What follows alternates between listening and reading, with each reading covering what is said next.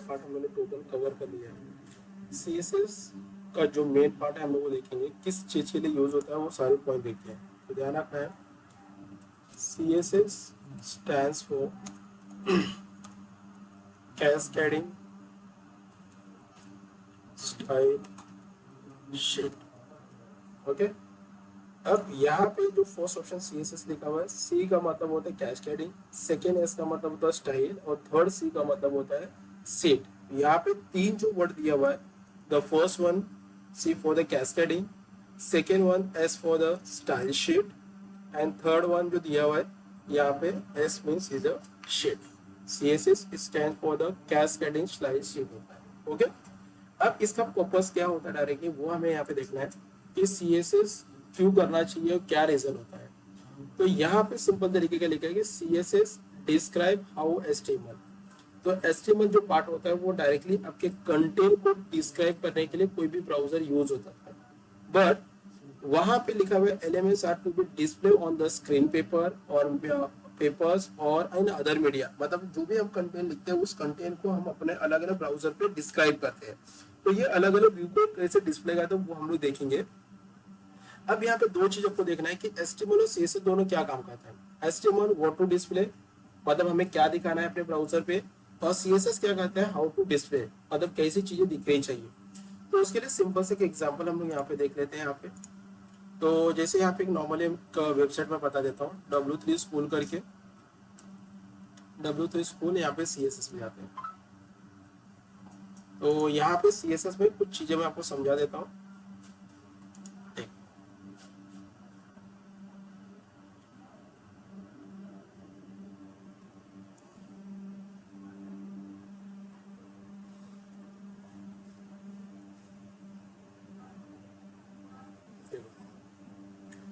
अभी यहाँ पे देखोगे डायरेक्टली नो स्टाइल शीट करके लिखा हुआ है। अगर यहाँ पे क्लिक करूंगा तो आपको देखो पेज कैसा दिख रहा है। नॉर्मली जैसे सिर्फ कंटेंट हम लोग लिखते हैं सेम एज इट इज वैसा दिखता है। यहाँ पे welcome to my home page, यहाँ पे हेडिंग दे दिया है, कुछ बुलेटिंग पॉइंट्स दे दिया हुआ है, और यहाँ पे कुछ हेडिंग कुछ पैराग्राफ मैंने ऐड किया। बट ये क्या है, विदाउट CSS है। जो नॉर्मली HTML के थ्रू से हम लोग क्या करते हैं, कंटेंट को डिस्क्राइब करते हैं। आप किसी भी ब्राउजर पे हम लोग को डिस्क्राइब कर सकते हैं। बट अगर CSS मैं इसके अंदर लगा देता हूँ तो CSS अगर लगाने के बाद कैसा व्यू दिखेगा, तो यहाँ पे देखिए तीन अलग अलग CSS दिखाता हूँ। पहला स्टाइल वन देखिए, अब यहाँ पे देखिए कैसे लुकेनिक फील आ गया, ऊपर हेडिंग को कलर आ गया है, राइट साइड के अंदर मैंने साइड बार को उसको कलर कॉम्बिनेशन दिखा दिया है, बीच में मेरी इन्फॉर्मेशन आ गया, तो थोड़ा सा लुक एंड फील आ रहा है। अगर स्टाइल टू में क्लिक करता हूँ तो देखो उसी कंटेंट को थोड़ा सा अलग व्यू में चेंज कर दिया, ऊपर थोड़ा कलर कॉम्बिनेशन अलग दे दिया, सेंटर में कलर कॉम्बिनेशन अलग हो गया, नीचे थोड़ा कलर कॉम्बिनेशन अलग दे दिया। उसी तरह से स्टाइल 3 में देखोगे तो उसका एक व्यू चेंज होता है। मतलब हम क्या कर रहे हैं, CSS के जरिए पे आप अपने जो HTML के थ्रू से कंटेंट लिया हुआ है उस कंटेंट को एक अलग तरीके से डिस्क्राइब कर सकते हो, मतलब एक लुकिंग फील हम लोग उसको दिखा सकते हैं। तो यही सारी चीजें हम क्या करेंगे CSS के अंदर देखने वाले हैं।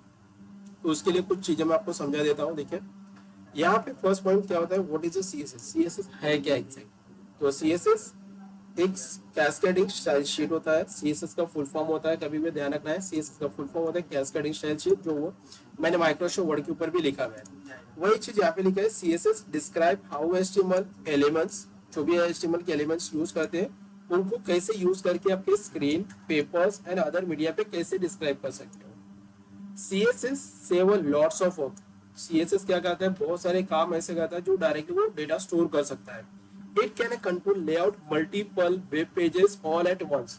मतलब बहुत सारे पेजेस क्या होता है उसका एक फाइल के अंदर स्टोर करता है। समझो फॉर एग्जांपल मैंने 5 पेज की वेबसाइट बनाया, उन पांचों पेज की वेबसाइट का क्या होता है, कंटेंट जो CSS का होता है वो एक पेज के अंदर हम लोग स्टोर कर सकते हैं, जो आने वाले समय प्रैक्टिकल में हम लोग देखेंगे।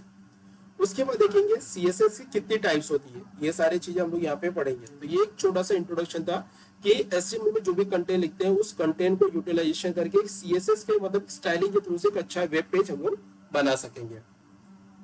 तो उसके लिए हम लोग यहाँ पे देखना है कि CSS के टाइप्स कितने होते हैं। तो यहाँ पे मैं बता देता हूँ, देयर आर 3 टाइप्स के CSS होते हैं।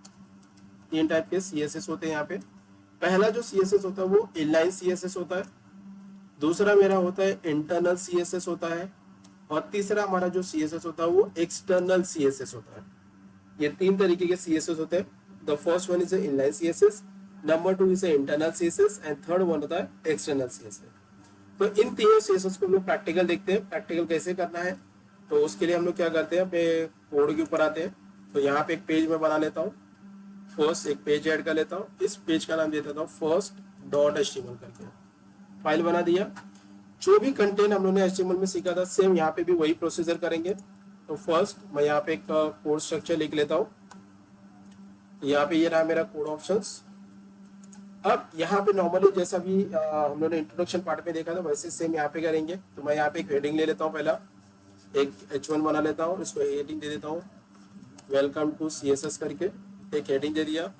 उसी के नीचे छोटा सा पैराग्राफ भी ले लेते हैं, उस पैराग्राफ के अंदर छोटा सा कंटेंट डाल देता हूँ। और उसी के बाद में मैं क्या करता हूँ, थोड़ा सा बुलेटिंग पॉइंट बना देता हूँ जैसे हम लोगों ने HTML में पढ़ा था। तो यहाँ पे एक लोग बना देते हैं रोहित, फिर यहाँ पे राहुल, या तो कोर्स के नाम लिख लेता हूँ, वो इजी पड़ेगा हमारे लिए। यहाँ पे ले लेता हूँ बेसिक कोर्सेज ले लेते हैं, बेसिक की जगह पे ले लेते हैं हम लोग यहाँ पे HTML ले लेते हैं। उसके बाद हम लोग CSS भी ले लेते हैं डायरेक्टली। उसके बाद हम लोग जावास्क्रिप्ट ले लेते हैं यहाँ पे SCRIP जावास्क्रिप्ट। उसके बाद हम लोग ले लेते हैं jQuery करके, एक ले लेते हैं और एक ले लेते हैं हम लोग यहाँ पे वर्डप्रेस। ठीक है, फाइल को सेव करना है। अब इसका पहले व्यू दिखता कैसे है। तो मैं इस फाइल को यहाँ से कॉपी करता हूँ, कॉपी द पाथ। आप चले जाएंगे आपके ब्राउजर के अंदर, ओपन विद न्यू टैब, यहाँ पे कर देना है पेस्ट। आप पेस्ट यहाँ पे करोगे तो ये वैसे ही व्यू देगा जो हम लोगों ने अभी इंट्रोडक्शन के अंदर देखा था, सेम वैसा हमारा यहाँ पे व्यू दिख रहा है। हम लोगों ने जो भी चीज लिखा हुआ है HTML के अंदर लिखा हुआ है। अब यहाँ पे अप्लाई करेंगे तीनों CSS। तो इनलाइन CSS क्या होता है, इंटरनल CSS क्या होता है और एक्सटर्नल CSS क्या होता है। ओके, अब HTML के अंदर जो भी एलिमेंट यूज करते हैं, तो H1 आपका एक एलिमेंट हो गया, P आपका एलिमेंट हो गया, उसके बाद A आपका एलिमेंट होता है। ये सब एलिमेंट होते हैं जो आपको अभी मैंने दिखाया H1 P A, ऐसे बहुत सारे HTML के एलिमेंट्स होते हैं। इन CSS के अंदर इन HTML को ही हम एलिमेंट को, HTML के एलिमेंट को सेलेक्टर बोलते हैं। ध्यान रखना, HTML के अंदर जो भी चीज हम यूज करते हैं, चाहे वो H1 हो, P हो, A हो, इसके अलावा जितने भी एलिमेंट यूज करते हैं CSS के अंदर, वो एक सेलेक्टर कहलाता है। तो सेलेक्टर के लिए कैसे करोगे, जैसे मैंने H1 यूज किया, ये मेरा सेलेक्टर हो गया।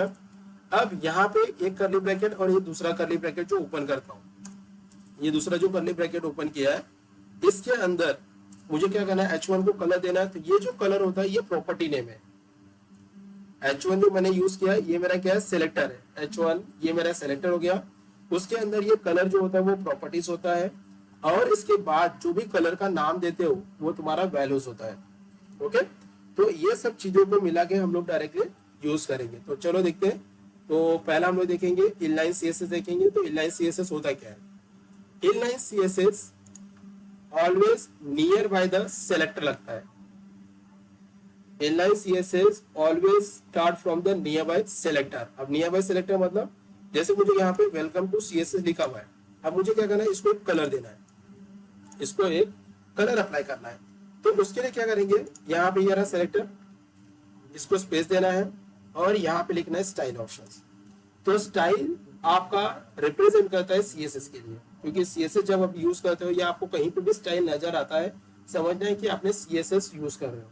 तो मैंने H1 मेरा सिलेक्टर हुआ, उसके बाद जो मैंने स्टाइल लगा दिया। अब इसको क्या देना है, कलर देना है। तो मैं सीधा यहाँ पे लिखूंगा कलर ऑप्शंस। तो जो भी कलर देना है वो कलर का नाम आप यहाँ पे लिख दीजिए, सेमीकोलन से यहाँ पे चलेगा। बट अगर सिंगल प्रॉपर्टीज यूज करते हो, कॉमा लगाओगे, सेमीकोलन नहीं लगे तो भी चल जाएगा। बट अगर नंबर ऑफ प्रॉपर्टीज आप यूज करते हो तो हर जगह पे सेमीकोलन लगेगा। तो मैंने यहाँ पे फाइल को सेव करता हूँ। अब यहाँ पे आके रिफ्रेश करता हूँ तो देखिए आपका कलर हो गया, वेलकम टू CSS को मैंने कलर लगा दिया। तो ये जो ऑप्शन मैंने इतना लिखा हुआ है ये होता है आपका इनलाइन CSS। अब इनलाइन CSS क्यों हुआ, क्योंकि मैंने इस सेलेक्टर के पास लगाया हुआ। तो ऐसा जो CSS जहां पे भी स्टाइल नियर बाय सेलेक्टर लगता है वो तुम्हारा इनलाइन CSS होता है। जैसे अगर इनको मैं कॉपी करके, इतना कॉपी करके मैं इसको कॉपी करके यहाँ P के पास भी लगाता हूँ और उसको सेव करूंगा तो P का भी जो वर्डिंग्स होंगे उसका भी कलर चेंज हो जाएगा। तो इसे बोलते हैं इनलाइन CSS। ओके, अब इन सभी को मैं निकाल लेता हूं। अब आते हैं दूसरा, हम लोग देखेंगे डायरेक्टली इंटरनल CSS क्या होता है। इंटरनल सीएसएस मुझे लगाने के लिए ये हमारा दूसरा पोर्शन है हमारा, देखेंगे ये था इनलाइन सीएसएस। अब दूसरा में देखना है कि इंटरनल सीएसएस कहाँ पे लगता है, इंटरनल सीएसएस कैसा दिखता है। तो उसके लिए क्या करना है, वापस आपको जाना है कोड में, और ध्यान रखना जहां पे टाइटल ओपन और टाइटल क्लोज होता है उसके बाद स्टाइल टैग ओपन होता है और स्टाइल टैग क्लोज होता है। हेड सेक्शन के अंदर जहां पे भी टाइटल क्लोज होता है और ओपन होता है उसके बाद ही आपको स्टाइल टैग ओपन करना है और क्लोज करना है। अगर हेड सेक्शन के बीच में स्टाइल टैग लग जाता है तो वो तुम्हारा इंटरनल सीएसएस कहलाता है। ओके, अब सेव करता हूँ फाइल को। अब यहाँ पे चेक करोगे, रिफ्रेश करता हूँ तो जो मैंने कलर लगाया था वो निकल गया, बिकॉज इनलाइन सीएसएस से भी मैंने निकाल दिया है। अब मुझे क्या करना है, वेलकम टू सीएसएस को कलर अप्लाई करना है। तो वेलकम टू सीएसएस मैंने किसके अंदर लिखा हुआ है, ये वेलकम टू सीएसएस किसके अंदर लिखा हुआ है, H1 के अंदर। तो मैं स्टाइल के यहाँ पे लगा दिया, तो पहला क्या लिखोगे, सीधा H1 एंटर करोगे, करली ब्रैकेट लगा दोगे। अब इनके बीच में लिखना है कलर, और जो भी आपको कलर चाहिए वो कलर का नाम लिखे, फाइल को सेव करना है और यहाँ पे रिफ्रेश। ओके, अब मुझे लगाना है डायरेक्टली ये जो दूसरा पैराग्राफ लिखा हुआ है इसको भी मुझे कलर लगाना है यहाँ पे। तो इस पैराग्राफ को भी कलर अगर लगाना है तो ये पैराग्राफ किसके अंदर लिखा हुआ है, पी के अंदर। तो मैं क्या करूंगा, यहाँ पे पी को, पी सिलेक्टर को लिया, स्टाइल के अंदर करली ब्रैकेट लगा दिया। अब यहाँ पे लिख दिया कलर ऑप्शंस। अब कलर का नाम मैंने दे दिया टील करके, save your file, now the refresh. तो ये हो गया तुम्हारा इंटरनल सीएसएस। तो internal CSS always he between the head sections, वो तुम्हारा इंटरनल सीएसएस कहलाता है। ओके, नाउ अब आते हैं तीसरा सीएसएस देखते हैं। तीसरा मतलब एक्सटर्नल सीएसएस, जो हमारा सभी डेवलपर यहाँ पे यूज करते हैं। तो इसके लिए कैसे करना है, जैसे आपने HTML का पेज बनाया हुआ है उसी तरह एक्सटर्नल सीएसएस के लिए आपको नया पेज क्रिएट करना पड़ेगा। तो मैं क्या करता हूँ, यहाँ पे क्लिक करूंगा। अब सीएसएस की फाइल का आप कुछ भी नाम दे सकते हो जो आपको अच्छा लगेगा। तो मैं यहाँ पे फिलहाल दे रहा हूँ स्टाइल करके। फाइल के नाम के बाद .css देना जरूरी है। जैसे HTML की फाइल को हम लोग कोई भी फाइल का नाम देते हैं बट फाइल के नाम के बाद .html लिखते हैं, उसी तरह से CSS की एक्सटर्नल फाइल आप बनाते हो तो फाइल का नाम कुछ भी दे बट .css इज कंपलसरी लिखना है। एंटर कर दिया, CSS बना, यहाँ पे एक्सटर्नल हो गया। अब फाइल को यहाँ पे सेव करता हूँ और यहाँ पे भी उसको रिफ्रेश करता हूँ। यहाँ पे आता हूँ, उसको रिफ्रेश करता हूँ, कलर वापस गया। अब मुझे वापस क्या करना है, इसको कलर देना है, वेलकम टू CSS को कलर देना है। तो पहला आपको डिसाइड करना है कि वेलकम टू CSS किसके अंदर लिखा हुआ है, H1 के अंदर लिखा है। तो मैं यहाँ पे क्या करूंगा, H1 को टारगेट कर लूंगा, एंटर करूंगा, करली ब्रैकेट लगा दिया। अब इसके नीचे मुझे क्या लिखना है, कलर लिखना है। तो मैंने यहाँ पे कलर लिखा। अब कलर डिसाइड कर दो ब्लू, फाइल को सेव करता हूँ। अब यहाँ पे रिफ्रेश, बट यहाँ पे वेलकम टू CSS को कलर अप्लाई नहीं हुआ, बिकॉज मैंने तो वही काम किया जो अभी इनलाइन और इंटरनल में यूज किया था। तो यहाँ पे एक्सटर्नल में भी मैंने वही काम किया बट यहाँ पे कलर डिस्प्ले नहीं करा।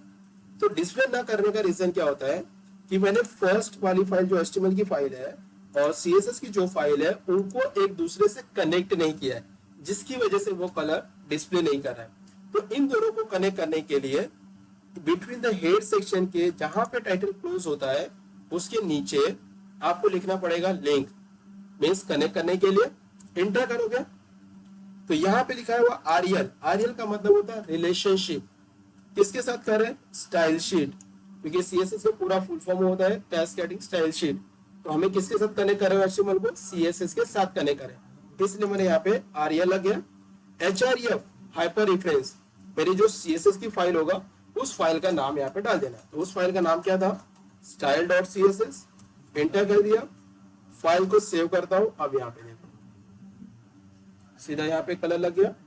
अब आप कोई भी टारगेट कर सकते हो। तो मुझे पैराग्राफ को करना है, तो पैराग्राफ लिखा किसमें, पी में। मैं यहाँ पे आऊंगा, इसके नीचे लिखूंगा पी ऑप्शंस और यहाँ पे कर्ली ब्रैकेट दे दूंगा। अब इसको कलर डिसाइड करता हूँ यहाँ पे ग्रीन करके, तो ले लिया, फाइल को सेव करता हूँ। अब यहाँ पे आप देखोगे ये ग्रीन हो जाएगा। ओके, तो ये तीन तरीके के हमारे CSS होते हैं, इनलाइन CSS, इंटरनल CSS और external CSS। Inline CSS near by the tag और एलिमेंट के बीच में लगता है, internal CSS between the head sections. External CSS के लिए आपको CSS की नई फाइल बनाना पड़ेगा और उन दोनों फाइल को कनेक्ट करना पड़ेगा। तो ये तुम्हारा क्या होता है, डायरेक्टली एक्सटर्नल CSS कनेक्ट हो जाएगा। ओके, समझ में आया इतना?